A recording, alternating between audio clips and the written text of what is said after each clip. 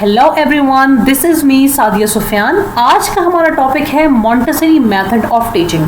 आज के इस लेक्चर में स्टूडेंट्स जान पाएंगे मॉन्टेसरी मेथड ऑफ टीचिंग के बारे में इंट्रोडक्शन और इसके प्रॉस और कॉज के बारे में। तो आइए चलते हैं इस पर बात कर लेते हैं।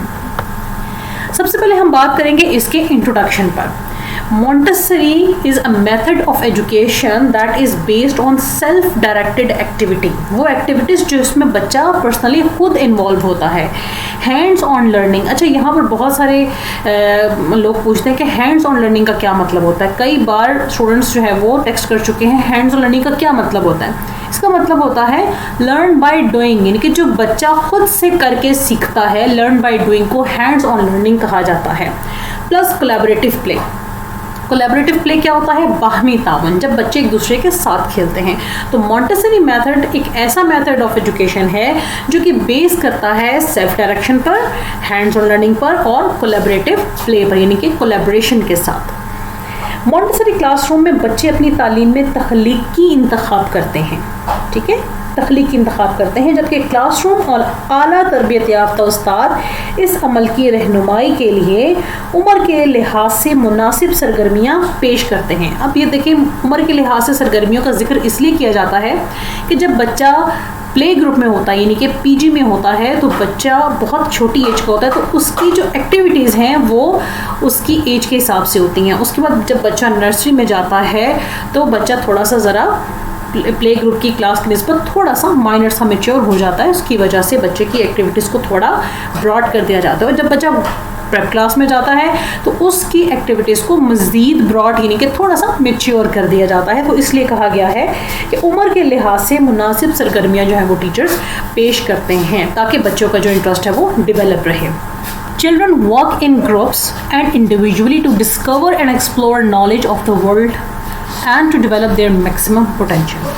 अब मॉन्टेसरी में क्या किया जाता है कि बच्चों को ग्रुप्स में भी काम करवाया जाता है, एक्टिविटीज़ करवाई जाती हैं और इंडिविजुअली भी करवाई जाती हैं। उसकी रीज़न ही होती है ताकि बच्चे नॉलेज को डिस्कवर और एक्सप्लोर कर सकें, नई नई चीज़ें बच्चे डिस्कवर कर सकें, नई नई चीज़ों, मरहलों, प्रोसेस से बच्चे गुजरें, जिससे बच्चा वर्ल्ड को एक्सप्लोर करता है और अपनी जितनी उसकी पोटेंशियल होती है वो लगाता है उस काम को करने के लिए। तो इससे क्या होता है कि बच्चे में फिर मज़ीद पोटेंशियल जो है वो डेवलप होती है।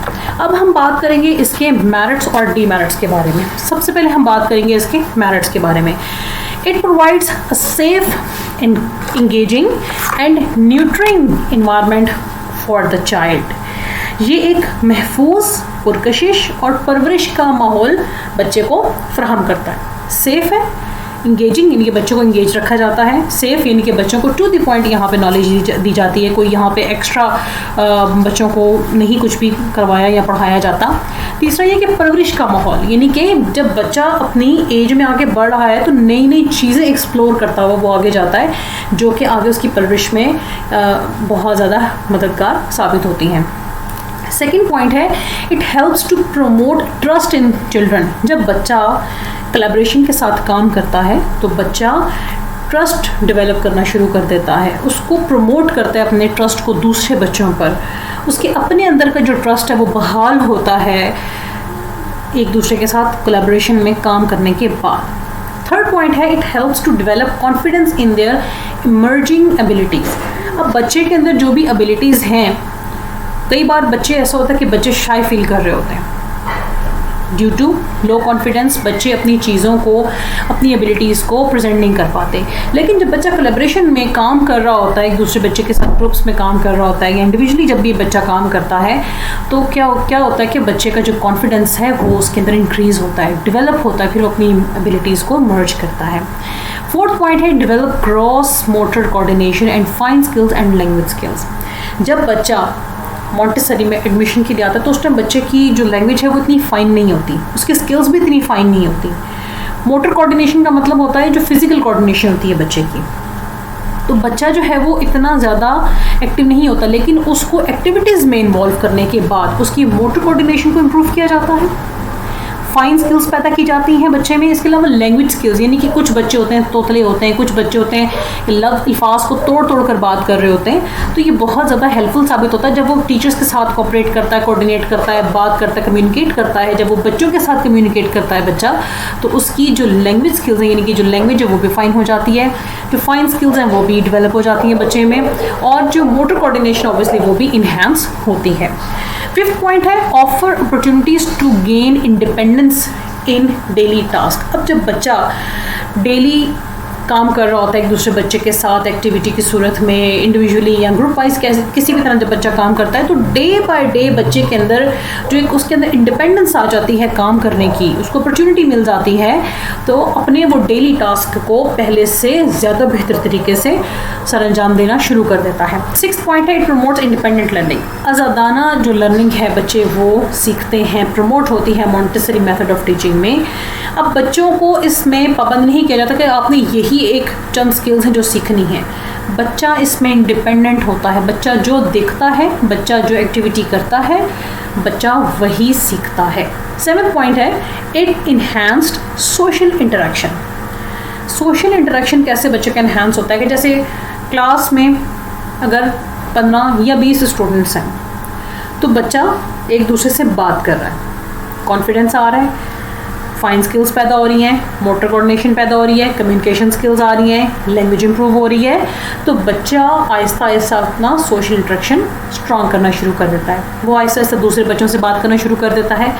جب بچہ اپنی انٹریکشن فاسٹ کرتا ہے, تو پھر بچہ کیا کرتا ہے, گلی اور محلے میں بھی اپنے جو ارد گرد کے جتنے اپنی ایج فیلوز ہیں یا بڑے ہیں یا چھوٹے بچوں سے انٹریکٹ ہونا شروع ہو جاتا ہے. تو اس طرح سے سوشل انٹریکشن جو بچے کی وہ انہینس ہوتی ہے. اب ہم بات کر لیتے ہیں اس کے ڈیمیرٹس کے بارے میں. First point is it is not accessible to every one. ہر کسی کی رسائی اس تک ممکن نہیں ہے, کیونکہ ضروری نہیں کہ ہر علاقے میں مونٹیسری موجود ہو یا ہر اسکول نے مونٹیسری جو ہے وہ اوپن کی بھی ہو, اور اگر موجود ہو بھی تو ہو سکتا ہے کہ اس کے فی اسٹرکچر اتنا ہو کہ پیرنٹس اس کو افورڈ نہ کر سکتے ہوں. تو اس لیے یہاں پہ یہ پوائنٹ مینشن کیا گیا ہے کہ یہ ضروری نہیں ہے کہ ایکسیسیبل ہو ہر کسی کے لیے. Second point it can be expensive, یعنی کہ یہ بہت مہنگی بھی ہو سکتی ہے اور ہے بھی.